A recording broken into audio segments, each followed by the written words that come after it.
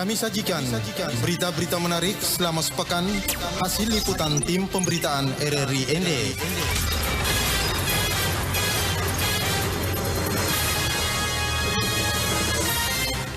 Selamat pagi saudara, inilah sepekan Warta Berita Daerah edisi hari ini, hari Minggu 12 Juni 2022 bersama saya Lady Badin. Pendengar, kami awali rangkaian informasi minggu ini dengan informasi terkait kesiapan keberangkatan calon jemaah haji ke Tanah Suci, seperti laporan reporter kami Suimam berikut ini. Para calon jemaah haji ini akan diberangkatkan serentak bersama rombongan lainnya, yakni Kloter 25 untuk NTT dari Surabaya menuju Jeddah pada tanggal 21 Juni 2022 mendatang sekitar pukul 11:45 waktu Indonesia Barat. Untuk kesiapan keberangkatan dan pelepasan para calon jemaah haji dari wilayah kabupaten masing-masing telah dijadwalkan sesuai waktu dan tanggalnya masing-masing. Penyelenggara haji dan umroh kantor Kementerian Agama Kabupaten Sika, Muhammad Tahir Saleh kepada RRI via telepon pribadinya Senin 6 Juni 2022 menuturkan, untuk Kabupaten Sika, calon jamaah haji yang siap diberangkatkan pada tanggal 18 Juni ke Kupang sebanyak 16 orang yang semuanya berasal dari 3 wilayah kecamatan, diantaranya Kecamatan Alok Barat, Alok Timur, dan Kecamatan Talibura. Sika mendapat 16 yang siap berangkat. Mudah-mudahan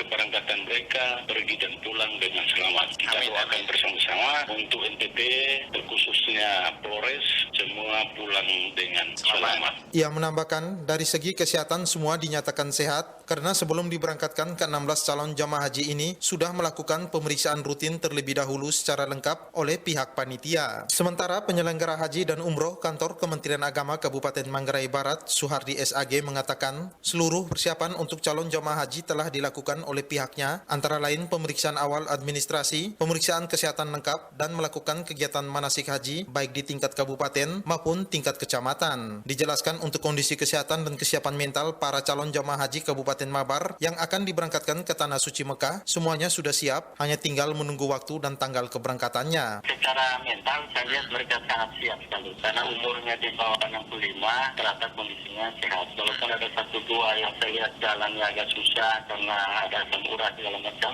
tapi secara umum mereka sehat lah. Lebih lanjut Suhardi, total calon jamaah haji Kabupaten Mabar semula ada 20 orang, namun 1 orang mengundurkan diri, sehingga yang siap diberangkatkan sebanyak 19 orang, berasal dari 2 wilayah kecamatan, yaitu Kecamatan Komodo 15 orang, dan Kecamatan Boleng 4 orang, dengan jadwal keberangkatan pada tanggal 19 Juni dari Mabar, langsung menuju ke Surabaya.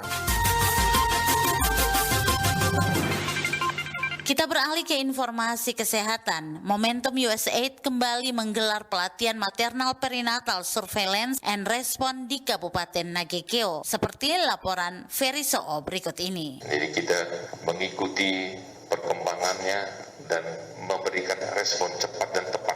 Kegiatan ini dilaksanakan untuk mendukung pemerintah Indonesia termasuk Provinsi NTT untuk memberikan pelayanan kepada ibu dan anak. Bupati Nagekeo Yohanes Don Bosco Do saat membuka kegiatan ini mengapresiasi kehadiran program Momentum USAID yang telah berkolaborasi dengan segenap stakeholders untuk menekan angka kematian ibu dan angka kematian bayi baik di Kabupaten Nagekeo maupun kabupaten lainnya di Provinsi NTT. Intervensi Momentum pada usia anak 1000 hari pertama sangat berkontribusi bagi upaya penurunan stunting yang sedang dilakukan oleh pemerintah.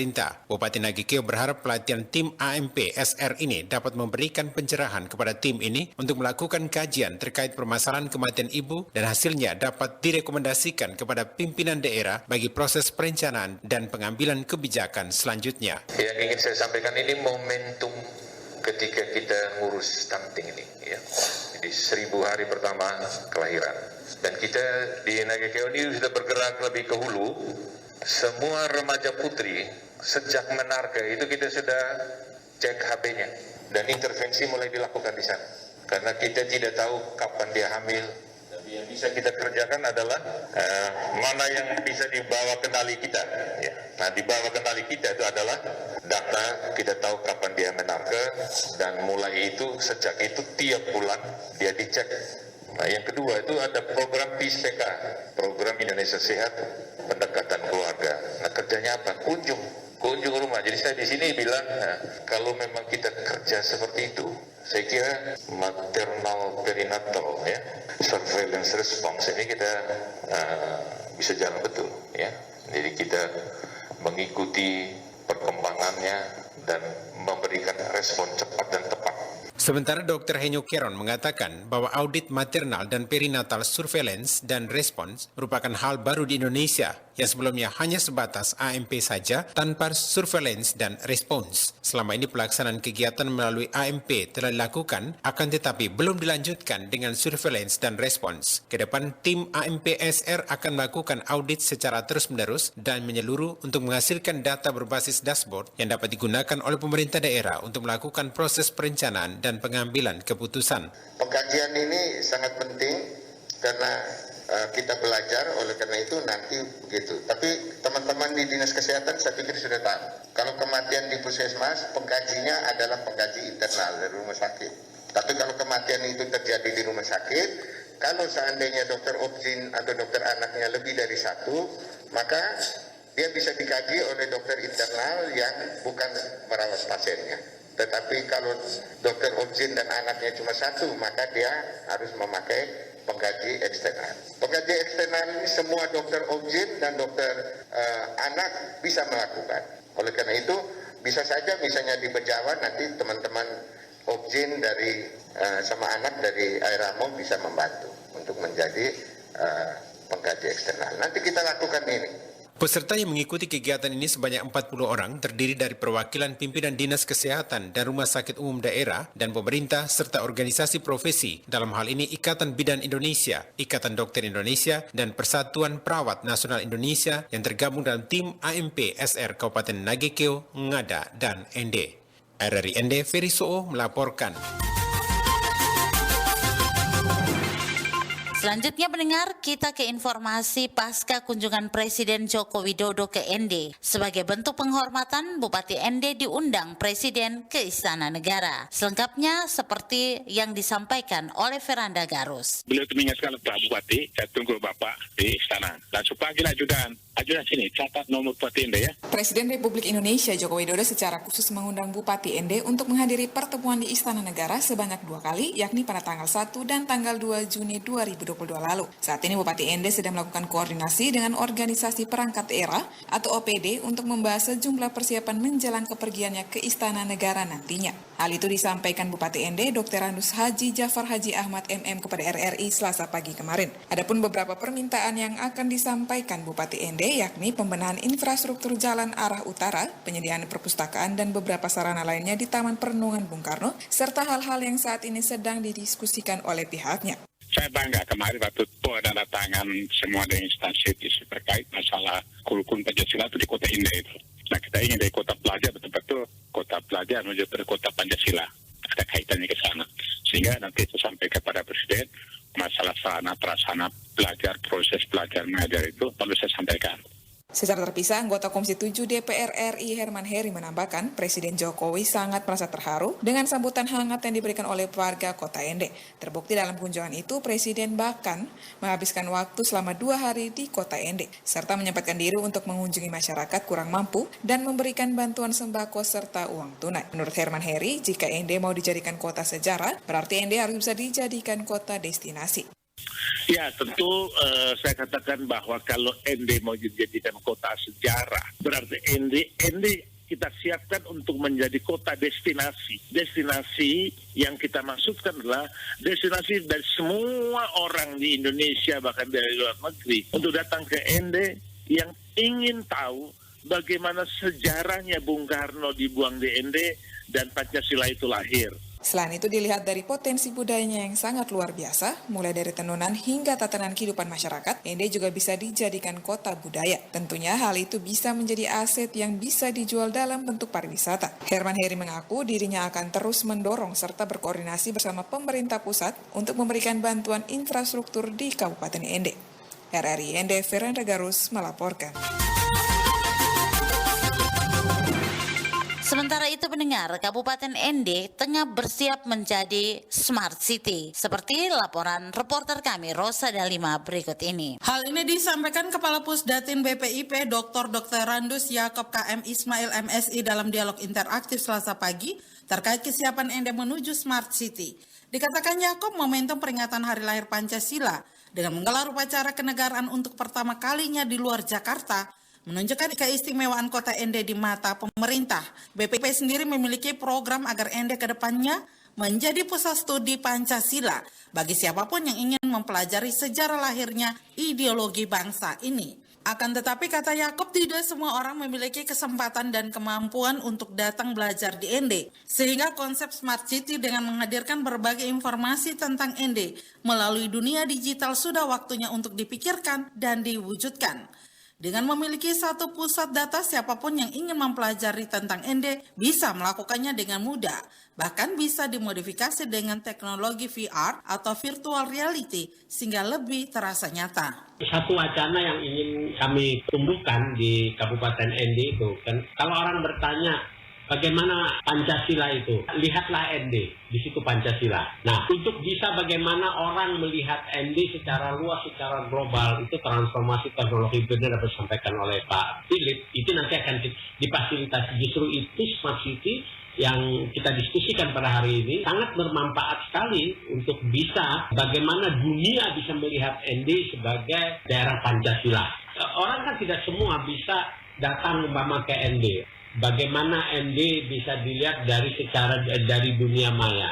Nah, ini kan perlu ada satu komunikasi digital yang bisa dilihat, yang orang juga bisa berkomunikasi secara interaktif. Sekarang ada teknologi yang metaverse itu, jadi mungkin dengan orang bisa melihat gitu ya, dengan kacamata, bisa dengan keadaan yang sebenarnya begitu. Seolah-olah berada di Ende begitu ya. Ini kan artificial intelligence bisa kita jalankan. Lebih lanjut, Yaakob kemukakan dalam upaya mewujudkan konsep tersebut, perlu koordinasi dari semua kementerian terkait, berkolaborasi bersama membantu Ende untuk maju. Selain itu, Yaakob juga menekankan soal kesiapan masyarakat Ende merubah pola pikir dari konsep konvensional menuju digital yang serba mudah, praktis, dan cepat. Ende sendiri sudah memiliki modal dasar sebagai kota rahim Pancasila, sehingga bisa menjadi alasan skala prioritas pembangunan oleh pemerintah pusat.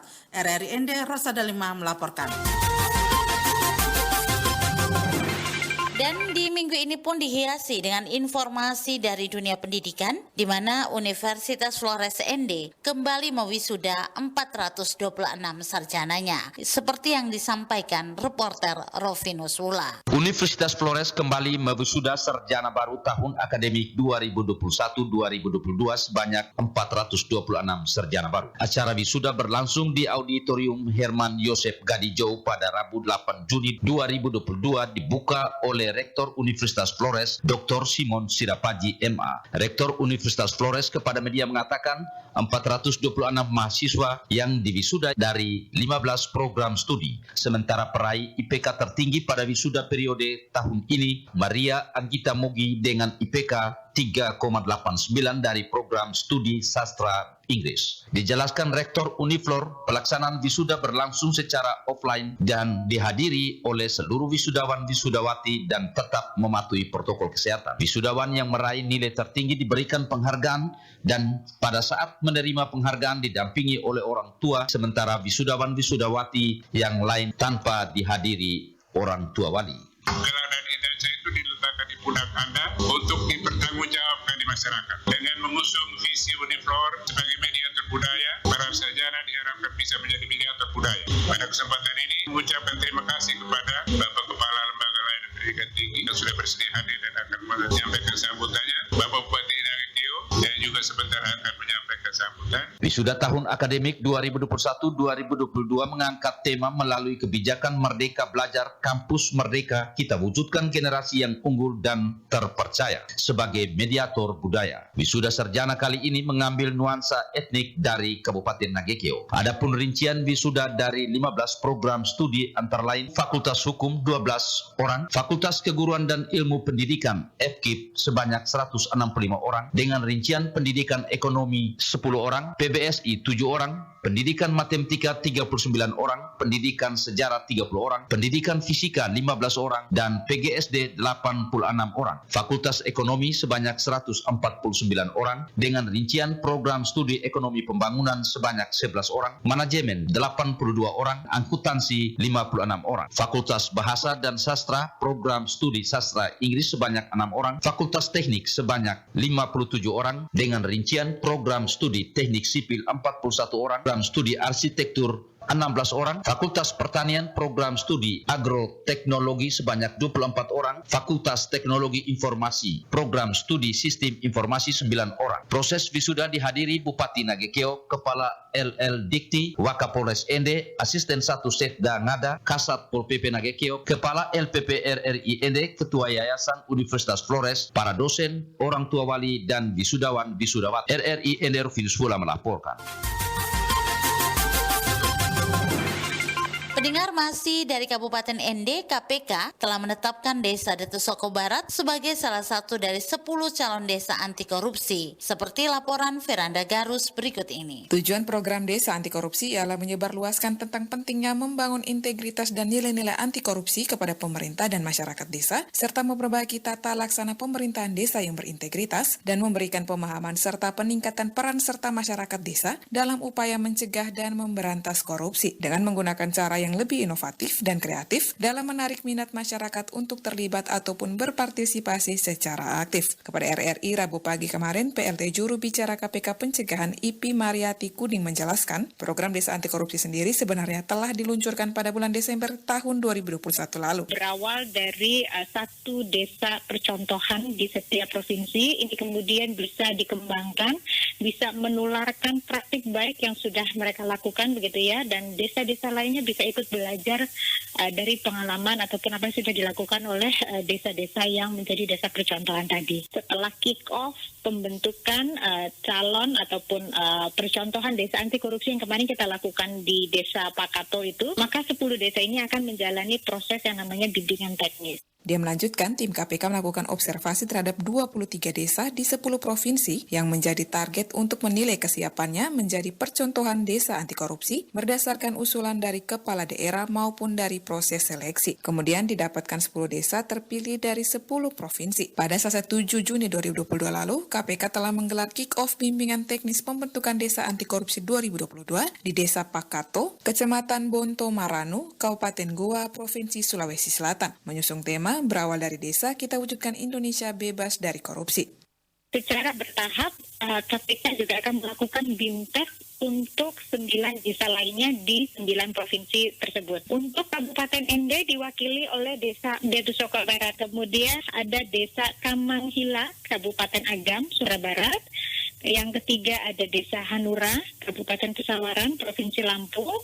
Kemudian ada Desa Mungguk, Kabupaten Sekadau, Kalimantan Barat. Ada Desa Cibiruwatan, Kabupaten Bandung, Provinsi Jawa Barat. Kemudian Desa Banyu Biru, Kabupaten Semarang, Jawa Tengah. Dan juga Desa Sukojati, Kabupaten Banyuwangi, Provinsi Jawa Timur. Kemudian Desa Kutuh, Kabupaten Badung, Provinsi Bali.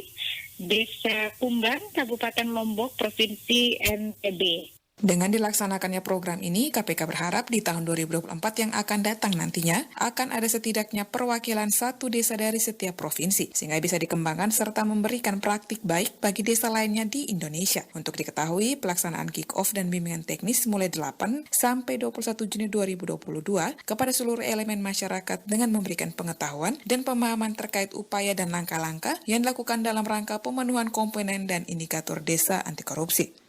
RRI Ende Veranda Garus melaporkan. Selanjutnya masih dari Kabupaten Ende, terkait 9 desa persiapan di Kabupaten Ende akan diresmikan menjadi desa definitif, seperti laporan Rosada 5 berikut ini. Jadi informasinya adalah dalam waktu dekat ini pemerintah akan mengajukan secara terpisah. Teknisnya nanti teman-teman DPRD dengan keuangan. Kami di DPRD itu ini instruksi langsung dari Pak Bupati.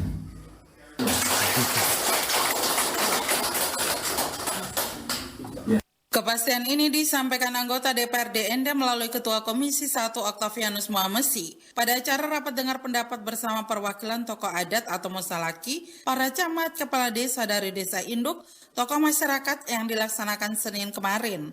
Dikatakan Pian Muhammesi setelah melakukan pertemuan dengan Bupati Ende telah disepakati jika sebelum moratorium 2023 karena bertepatan dengan tahapan pemilu, disepakati 9 desa persiapan tersebut harus sudah jadi desa definitif. Pada definitivan 9 desa ini. Tentunya proses-proses teknis lainnya kami akan melalui dinas tentunya akan mengabari Bapak Ibu sekalian secara berkala tentang proses perkembangan sekalian. Jadi komitmennya karena 23 ancang-ancang mau moratorium karena kita 2023 ancang-ancangnya karena bertepatan dengan pentahapan pemilihan umum maka pasti akan ada moratorium. Jadi pemerintah dan DPR sudah sepakat sebelum 2 tahun ini tutup, proses ini akan sudah dapat diselesaikan, baik dari teknis maupun penganggaran. Pemerintah melalui Kepala Dinas Pemberdayaan Masyarakat Desa Albert Yani saat rapat dengar pendapat mengatakan masih 7 tahapan lagi dari 9 tahapan yang harus dilalui. Menurutnya 9 desa tersebut baru 2 tahap yang dilalui. Karena itu disebutkan untuk mencapai desa definitif ada 9 tahap yang dilakukan, masing-masing persiapan lapangan, verifikasi tim DPMD Provinsi NTT, penegasan dan penetapan batas desa antara desa induk dan desa persiapan, registrasi dan asistensi Ranperda Desa, verifikasi dokumen di Kemendagri melalui Dirjen Bina Pemdes klasifikasi, presentasi hasil verifikasi dan evaluasi, kode desa dan penetapan perda definitif. 9 desa tersebut masing-masing Desa Tanah Rangga, Desa Randorua, dan Desa Maorongga di Kecamatan Nangapenda, Desa Tomberabu 3 di Kecamatan Ende, Desa Wola Arah Barat, Kecamatan Kelimutu, Desa Waga, Kecamatan Wolojita, Desa Mbuli Warayeta, Kecamatan Wolowaru, Desa Kota Baru Tengah, Kecamatan Kota Baru, dan Desa Maotenda Barat di Kecamatan Webaria. RRI Ende Rosada 5 melaporkan. Sementara itu pendengar, dunia pendidikan menjadi salah satu titik fokus pembangunan Kabupaten Nagekeo. Kita ikuti laporan reporter Veranda Garus berikut ini. Pengetahuan dan keterampilan baru harus segera dipelajari oleh siswa serta harus mampu mengaktualisasikan pengetahuan tersebut dalam kehidupan bermasyarakat. Demikian sambutan dari Bupati Nagekeo, Dr. Yohanes Don Bosco Do pada sidang terbuka Senat Universitas Flores, Rabu 8 Juni 2022 lalu. Dia menekankan agar perekrutan tenaga pendidik harus dilihat dari kualitas serta kemampuan para peserta didik. Salah satunya dengan cara menata ulang kemampuan atau kualitas dari para pendidik, apakah masih layak menjadi pengajar atau harus dipindahkan ke bagian administrasi. Dengan begitu, setiap lembaga pendidik mampu menghasilkan pelajar yang berkualitas. Tapi yang kita perbaiki sekarang itu adalah pendidikan dasar awal, mulai dari PAUD, kelas awal, kelas 1, 2, 3. Dan ini saya langsung pada yang praktis. Fokuskan perhatian pada pendidikan kelas awal ini. Ada PAUD, ada kelas 1, 2, dan 3, supaya mereka betul tuntas selesai capaian pendidikan pada literasi dan numerasi dan pendidikan kelas 4, 5, dan 6. Itu anak-anak dibanjiri buku. Mereka mengenal alam raya ini dari membaca buku. Di SMP, guru mata pelajaran dan kepala sekolah, saya minta untuk memetakan minat dan bakat setiap anak. Sehingga ketika mereka ke jenjang sekolah lanjutan menengah atas, mereka tidak menjadi gerombolan orang yang rame-rame masuk SMU dan setelah itu terpaksa lanjut lagi ke perguruan tinggi. Saya kira seperti tadi, dia menjadi tidak kompetitif. Pada kesempatan yang sama, Kepala LL Dikti Wilayah 15 Profesor Dr. Randus Mangadas Lumban Gaul, MSI PhD, menyampaikan jika pengelolaan pendidikan dilakukan secara baik, maka akan menghasilkan lulusan yang bermutu. Salah satunya dengan menerapkan program Merdeka Belajar untuk menjembatani kualitas belajar dengan dunia kerja. Para pelajar diajak harus mampu mengembangkan kualitas diri. Lembaga pendidikan perlu memahami dan mendalami bagaimana memanage serta mengembangkan potensi dalam diri peserta didik. Oleh karenanya, proses pendidikan yang bermutu akan menghasilkan lulusan yang bermutu dan relevan dengan pembangunan. Maka kalau Anda tidak berkualitas, Anda tidak akan terpilih. Kita harus, terutama perguruan tinggi, harus berkualitas. Bapak-bapak kepala daerah saja nanti tidak akan bisa lagi menghamba orang dari luar masuk PNS di lingkungannya. Kita tidak punya kekuatan. Sekarang orang kampung pun kalau berkualitas akan masuk. Sekarang sudah bukan zaman dulu lagi, zaman berkualitas. Oleh sebab itu, tetaplah mengembangkan diri. Jadi kalau kalian tidak mengembangkan kualitas diri, kalian akan ketinggalan dan tidak akan mendapat peluang. Pemahaman dan implementasi manajemen peserta didik sangat penting guna tercapainya cita-cita yang diinginkan oleh lembaga pendidikan, yakni keberhasilan peserta didik dalam menuntaskan apa yang sudah diprogramkan. RRI ND Veranda Garus melaporkan. Dan pendengar, di minggu ini pun dihiasi dengan informasi dari dunia olahraga. Minggu ini berlangsung turnamen sepak bola Liga Pelajar se-Kabupaten ND. Namun rencana turnamen tersebut diselenggarakan di Stadion Marilonga dibatalkan dan akhirnya berlangsung di lapangan Suradikara ND. Selengkapnya kita ikuti laporan Rovinus Wula. Sudah pembukaan di situ baru main tempat lain. Turnamen sepak bola antar pelajar perdana berjenjang yang telah disepakati bersama antar pengurus Asosiasi Persatuan Sepak Bola Seluruh Indonesia NTT bersama Dinas Pendidikan dan Kebudayaan, Dinas Kepemudaan dan Olahraga Nusa Tenggara Timur mempertandingkan 2 kategori putra dan putri. Sementara turnamen sepak bola antar pelajar SMA, MA, SMK di Kabupaten ND sedianya berlangsung di Stadion Marilonga yang resmi dibuka oleh Bupati ND pada Sabtu 4 Juni 2022 akhirnya batal bermain di Stadion Marilonga dan dipindahkan ke lapangan SMAK Suradikara ND. Sebanyak 44 tim sepak bola masing-masing 33 tim putra dan 11 tim putri mengikuti Liga Pelajar se-Kabupaten ND akhirnya pindah lokasi bermain di lapangan SMAK Suradikara ND. Salah seorang pemain putri, Diana, mengaku kecewa setelah mengetahui ada pemindahan lokasi bermain. Diana mempertanyakan kenapa harus pindah padahal sudah ada pembukaan di Stadion Marilonga. Terus bermain di tempat lain sebaiknya dari awal tidak usah pembukaan di Stadion Marilonga.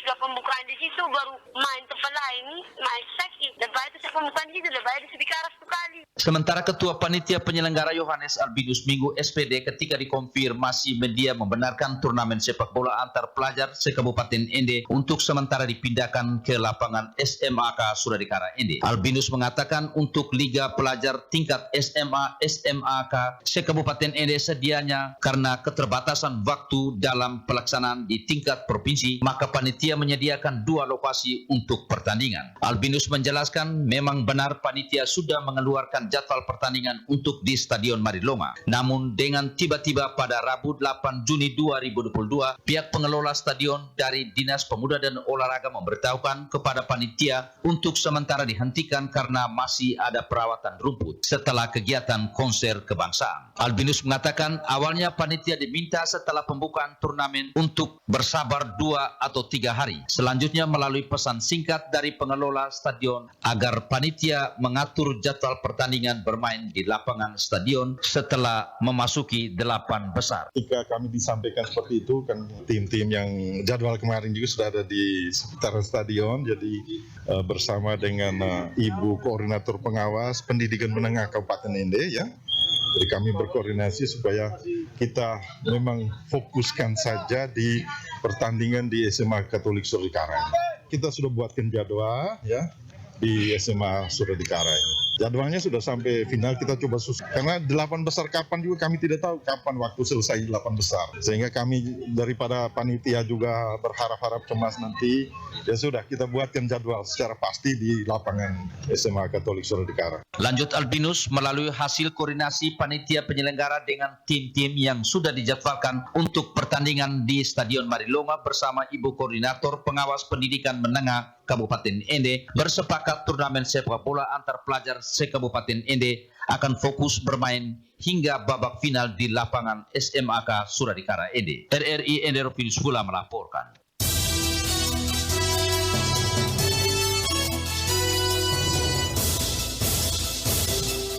Dan saudara pendengar, informasi tersebut mengakhiri sepekan Warta Berita Daerah minggu ini. Akhirnya mewakili seluruh kerabat kerja yang bertugas, saya Lady Badin mengucapkan terima kasih atas perhatian Anda. Selamat pagi dan sampai jumpa. Terima kasih. Anda sudah mendengarkan berita-berita sepekan hasil produksi RRI ND.